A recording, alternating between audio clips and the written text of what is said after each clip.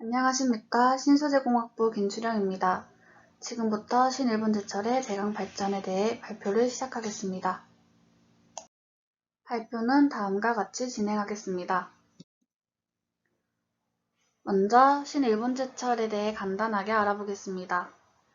세계 2차 대전 이후 일본 제철이 야하타 제철, 후지 제철 등으로 분리되었지만 86년 야하타 제철과 후지 제철이 다시 합병하여 신일본 제철이 설립되었습니다.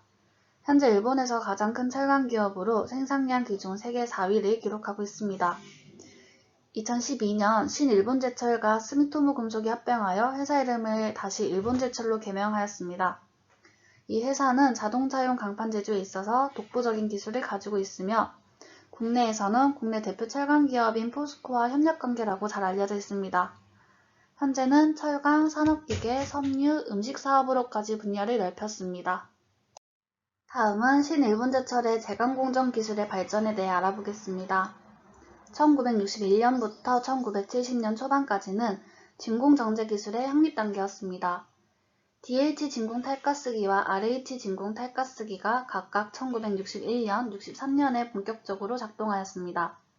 이들은 짧은 내화수명, 뱃슬 관리를 자주 해야 한다는 점, 뱃슬 가용성이 낮다는 특징을 가지고 있었기에 일부 고급강에만 적용되었습니다.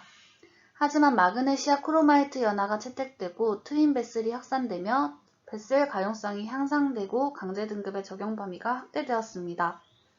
이러한 기술 발전으로 RH 공정은 주요 진공 탈가스 공정이 되었습니다. 이는 강이 왕복으로 흐르는 DH 공정보다 연속적으로 흐르는 RH 공정이 제어하기 더 쉬웠기 때문입니다. 1970년 후반부터는 설비 규모의 확장 단계였습니다. 이때 300톤 컨버터가 건설되어 강철의 연속 주조가 급속히 진행되었습니다. 또 스테인리스강 생산을 위해 RH5B 공정이 개발되었는데 이 기술로서 개발된 알루미늄 가열 방법은 용광 가열 시간을 단축해 제강 공정 전체에 큰 열적 유연성을 가져왔습니다. 한편 RH 라이트 처리 기술에 의해 RH5B 공정에 의한 강해총 톤수 처리가 가능해져 컨버터의 하중과 철합금의 소비를 크게 줄일 수 있었습니다. 이런 혁신은 당시 컨버터 확대와 연속 주조율을 증가시키는 결과를 가져왔습니다. 1980년대부터는 정제 기능의 확장 단계였습니다. 이때부터 고순도강의 수요가 증가하여 생산량이 본격적으로 증가하였습니다. RH 공정에 의해 타락 및 탈산을 가능하게 하는 뱃슬 플럭스 첨가 방법이 확립되었습니다. 이후 반응성이 높은 분말 금속 계면 반응을 이용한 RH 주입 공정과 RH PB 공정이 개발되었으며 뱃슬 플러스 정제 설비인 VKRP 공정이 개발되었습니다. 이러한 기술은 극저항과 저탄소강 제조를 가능하게 하였습니다. 현재는 극저탄소강의 수요가 빠르게 증가하고 있으며 신일본 제철의 극저탄소강은 진공 탈가스강 전체의 약 30%를 차지하고 있습니다. 탈탄 메커니즘을 설명하기 위해 많은 모델이 제시되었지만 실제 공정에서 진공과 탄소 농도는 처리 중 크게 변하기 때문에 그 영향도 때때로 변하였습니다. RH 공정의 탈탄 처리를 통해 반응 속도를 예측하는 새로운 동적 모델을 구축하였습니다. 신일본 제철에서는 과거 발견과 현재 분석 결과에 근거하여 탈탄 반응을 촉진하기 위한 기술을 다음과 같이 제시하였으며 극저탄소강의 생산량 시험 결과 탄소 함량이 10ppm 이하인 극저탄소강 생산이 가능하다는 것을 알 수 있었습니다. 생산 기술 면에서 총 가동 시간을 단축하고 2차 정렬 기능을 제공함으로써 생산력을 확보할 수 있었습니다. 이 그림은 탈탄 메커니즘을 설명하기 위한 동적 모델의 계략도입니다. 다음 표를 통해 나고야 공장의 2호기 RH 진공 탈가스 장비 조건을 알 수 있고 그림을 통해 시간에 따른 탄소 농도 변화를 알 수 있습니다. 그림을 보시면 12분 만에 10ppm, 20분 만에 5ppm까지 떨어진 것을 확인할 수 있습니다. 다음은 신일본제철의 철강 정제기술 발전에 대해 알아보겠습니다. 신일본제철은 지난 20년간 기술 개발을 통해 탈교, 탈항, 탈린, 탈탄 이 기본적인 4가지 공정을 분리시켰습니다. 이 중 탈린 방법으로 열적 허용성이 우수하고 플루오린을 사용하지 않는 공정이 가능하게 되었습니다. 철강 정제기술 발전에 따라 원료 선택과 열적 허용성의 유연성이 향상되었습니다. 플루오린 사용 제한에 의해 컨버터를 이용하여 탈린할 필요가 생겼습니다.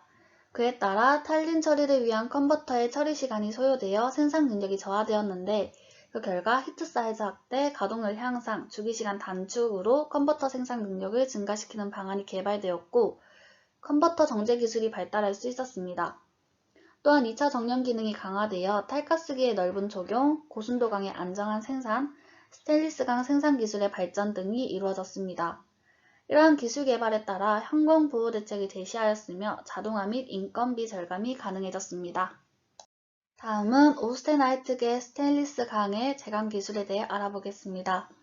주로 히카리 공장에서 생산되는 이 강에서 가장 중요한 기술은 AOD 복합 치입 기술입니다. 이 기술은 하부 치입과 상부 치입을 결합하여 산소류량과 열적 실현성을 향상시켰습니다. 효율적인 복합 치입 기술을 개발하기 위해 100kg로와 6톤로에서 실험이 진행되었습니다. 먼저 100kg로 실험을 통해 고온에서의 핫스팟은 고산소 영역을 형성하고 상부 치입보다 산소 농도가 크게 감소하는 것을 알 수 있습니다.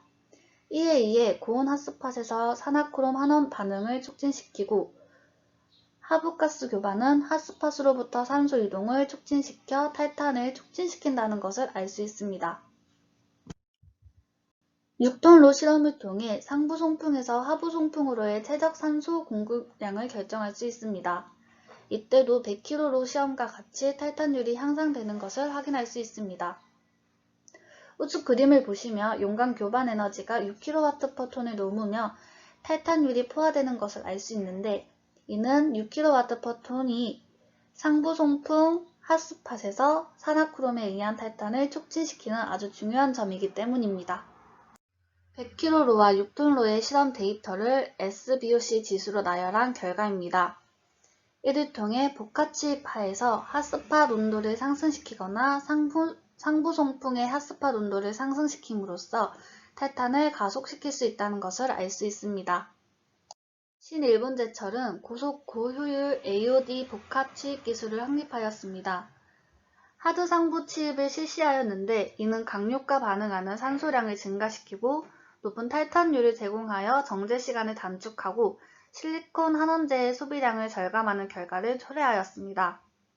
1992년 AOD 배기가스 냉각 장치는 총 산소류량을 증가를 허용할 수 있도록 개조되었는데 이를 통해 탈탄율을 높이고 스테인리스 강의 품질을 향상시킬 수 있었습니다. 다음은 페라이트계 스테인리스 강의 제강 기술에 대해 알아보겠습니다. 첫 번째로 고크롬 한메탈 탈린 기술이 있습니다. 고크롬 한메탈 탈린은 탄소 함량에 강한 영향을 받습니다. 따라서 CaO, CaF2 산화철 플럭스를 이용하여 실험을 진행한 결과 산소 중량비를 높이고 산화력을 저하시켜 플럭스 연기도를 높임으로써 크롬이 산화를 억제한 상태에서 한메탈 탈린을 효율적으로 한다는 결과를 얻었습니다. 두 번째로 고효율 고순도 VOD 제강 기술이 있습니다. 이를 자세히 알아보면 VOD 고속산소 치입으로 인해 고효율 스테인리스 제강이 가능하다는 것을 알 수 있습니다. 그림을 보면 탄소 함량이 0.7에서 0.8%를 넘으면 탄산화물의 산소 효율이 저하되는 것을 알 수 있는데 이 탄소 영역 주변의 턴다운이 효과적이라서 턴다운 온도를 낮춤으로써 절로 내화물 내벽의 마모를 감소시킬 수 있습니다. 설비 측면에서 배기가스 발생의 급증에 대응하기 위해 배출기와 냉각기가 강화되었습니다. 작동 측면에서 요계 CO 반응의 격렬한 교반과 오버플로 대책이 마련되었습니다. 이는 오버플로 기구를 명확히 하고 탄소에 의한 산화크롬 감소에 따른 표준 자유에너지 변화에 따라 오버플로를 제어함으로써 해결할 수 있습니다. VOD 고순도 제강 기술을 알아보는 실험이 진행되었습니다. 다음 표는 시험 레벨을 나타내며 그림은 시험 결과를 나타냅니다. 탄소 함량은 탈탄기간 1에서 0.14에서 0.02%이며 탈탄기간 2에서 0.02% 이하라는 것을 알 수 있습니다. 또한 다공질 플러그를 사용하는 테스트 레벨 3에서 5를 제외한 나머지 레벨에서 교반력의 증가와 함께 탈탄율이 향상되는 것을 확인할 수 있습니다. 앞으로의 신일본제철은 비용 절감과 환경보호 대책 개선을 목표로 하고 있습니다. 이상으로 발표를 마치겠습니다.